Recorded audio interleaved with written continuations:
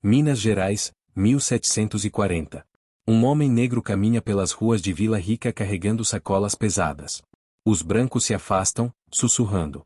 Não por medo da cor de sua pele, mas pelo barulho que vem de dentro das sacolas. Aquele homem havia nascido escravo na África. Fora arrancado de seu trono, vendido como animal, forçado a trabalhar nas minas mais mortais do mundo. Mas agora ele era mais rico que qualquer senhor de escravos de Minas Gerais. Como um escravo conseguiu isso? Como ele burlou o sistema mais cruel da história? E por que essa história foi apagada dos livros? Meu nome é João, e bem-vindos ao Correntes Quebradas.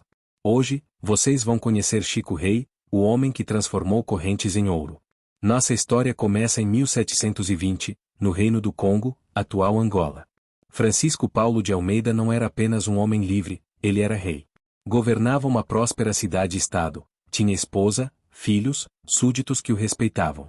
Mas o ouro brasileiro estava mudando o mundo, e traficantes portugueses haviam colocado um preço na cabeça de reis africanos. Uma manhã, traficantes atacaram sua cidade.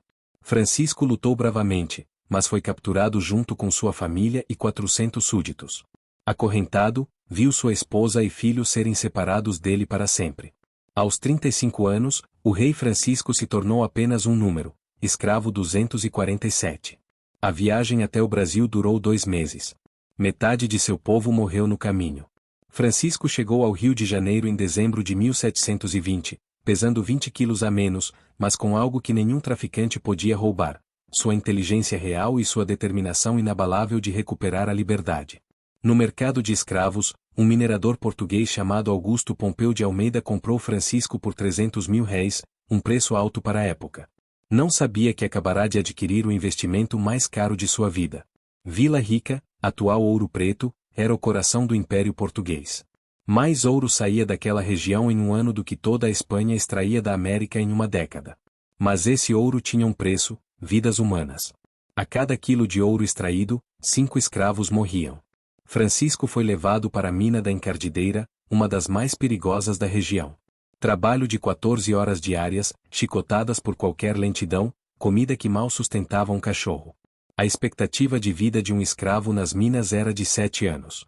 Mas Francisco tinha uma vantagem que ninguém suspeitava. Como ex-rei, ele entendia de administração, liderança e, principalmente, de economia. Enquanto outros escravos viam apenas pedras e terra, Francisco via oportunidades. Ele começou a observar tudo: como o ouro era extraído, processado, pesado, transportado. E descobriu algo que mudaria sua vida para sempre. Os portugueses eram gananciosos, mas descuidados. Pequenas pepitas caíam durante o transporte. Pó de ouro grudava nas roupas dos mineradores. Restos valiosos eram jogados fora como lixo. Francisco percebeu que existia uma mina de ouro escondida no próprio lixo dos portugueses. Francisco começou a implementar a estratégia mais audaciosa da história da escravidão brasileira. Durante o dia, trabalhava como qualquer escravo. Mas à noite, quando todos dormiam, ele saía em busca do ouro perdido. Recolhia pó dourado das roupas lavadas. Cavava em locais onde o ouro havia sido processado. Peneirava a terra dos caminhos onde as mulas carregavam os sacos. Era um trabalho de formiga, mas Francisco tinha paciência de rei. Mas aqui vem a parte mais genial. Francisco não guardava o ouro para si. Ele criou uma rede secreta com outros escravos. Ensinou a técnica para dezenas de companheiros, transformando a senzala em uma verdadeira empresa clandestina de mineração. Eles desenvolveram códigos, sinais secretos, esconderijos elaborados. Francisco se tornou o CEO de uma multinacional da liberdade. Em 2 anos de operação, o grupo havia acumulado mais ouro do que muitos senhores portugueses possuíam oficialmente. Mas Francisco sabia que juntar ouro era apenas metade do plano. Precisava converter essa riqueza em algo ainda mais valioso: documentos de alforria. E para isso, ele precisava de um aliado dentro do sistema. Padre José da Silva Oliveira era diferente dos outros portugueses. Chegará a Minas Gerais para evangelizar escravos, mas acabou se chocando com a brutalidade que presenciou. Quando Francisco se aproximou dele com uma proposta, o padre enfrentou o maior dilema moral de sua vida. Francisco ofereceu ao padre uma quantia astronômica, 200 oitavas de ouro, equivalente a mais de 2 milhões de reais hoje, para que ele mediasse a compra de alforrias. Não apenas a sua, mas de todo o seu grupo. O padre levou 3 semanas para decidir. A decisão do padre José mudou tudo. Ele não apenas aceitou ajudar, como propôs algo ainda mais audacioso: criar uma irmandade religiosa que serviria de fachada para as operações de Francisco. Nasceu assim a Irmandade de Santa Efigênia, que existe até hoje. Através da Irmandade, Francisco podia movimentar grandes quantias de ouro sem despertar suspeitas. Oficialmente, estava doando para construir uma igreja. Na realidade, estava comprando vidas humanas. 1743 Francisco tinha agora 58 anos e estava pronto para a jogada final. Procurou diretamente seu senhor, Augusto Pompeu, com uma proposta que deixaria qualquer português em choque. Queria comprar sua própria liberdade e a de mais 200 escravos. Augusto I riu. Depois ficou furioso. Como um escravo poderia ter tanto ouro? Francisco então fez algo que nenhum escravo jamais havia feito na história do Brasil. Abriu um baú e despejou 800 oitavas de ouro puro na mesa do senhor. O silêncio durou 5 minutos. Augusto contou o ouro 3 vezes. Era mais riqueza do que ele havia acumulado em 20 anos de mineração. O escravo era mais rico que o senhor. Augusto teve que escolher: manter Francisco como propriedade ou aceitar a maior transação de sua vida. A ganância venceu o orgulho. Em 15 de março de 1744, Francisco Paulo de Almeida assinou sua carta de alforria.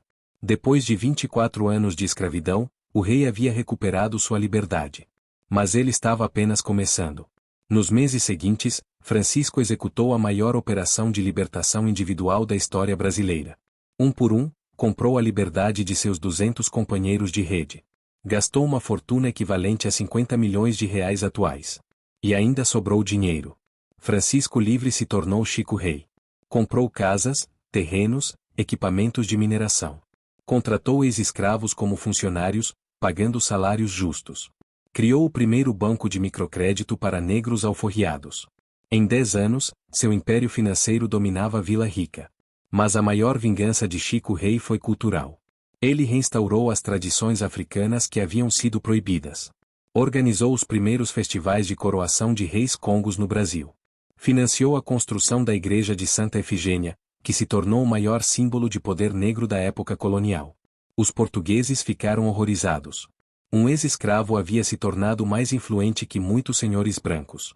Chico Rei financiava outras alforrias, educava crianças negras, criava empregos.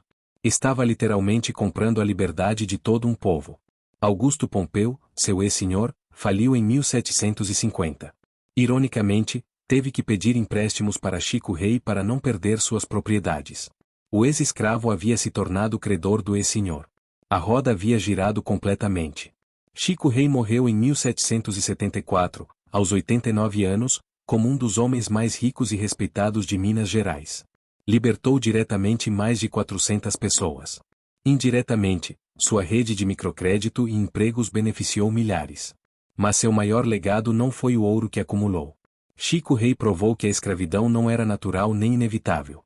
Demonstrou que, dadas as mesmas oportunidades, pessoas negras podiam prosperar tanto quanto qualquer branco. Quebrou o maior argumento dos escravagistas, a suposta inferioridade racial. Hoje, 280 anos depois, o Brasil ainda luta contra as consequências da escravidão. A desigualdade racial persiste. O racismo estrutural limita oportunidades. Mas a história de Chico Rei nos lembra algo fundamental: quando barreiras são removidas, o potencial humano não conhece limites. A cada empresa criada por uma pessoa negra hoje, a cada diploma conquistado, a cada barreira quebrada, o espírito de Chico Rei continua vivo. Ele nos ensinou que liberdade não é apenas sobre correntes físicas, é sobre ter o direito de sonhar, criar, prosperar. Se você chegou até aqui, deixe nos comentários qual parte da história de Chico Rei mais te impressionou. E se conhece outras histórias de resistência que merecem ser contadas, compartilhe conosco. Inscreva-se no canal, ative o sininho, e junte-se a nós na missão de resgatar os heróis esquecidos da nossa história. Porque toda corrente pode ser quebrada. Todo sonho pode ser conquistado. E toda história merece ser contada.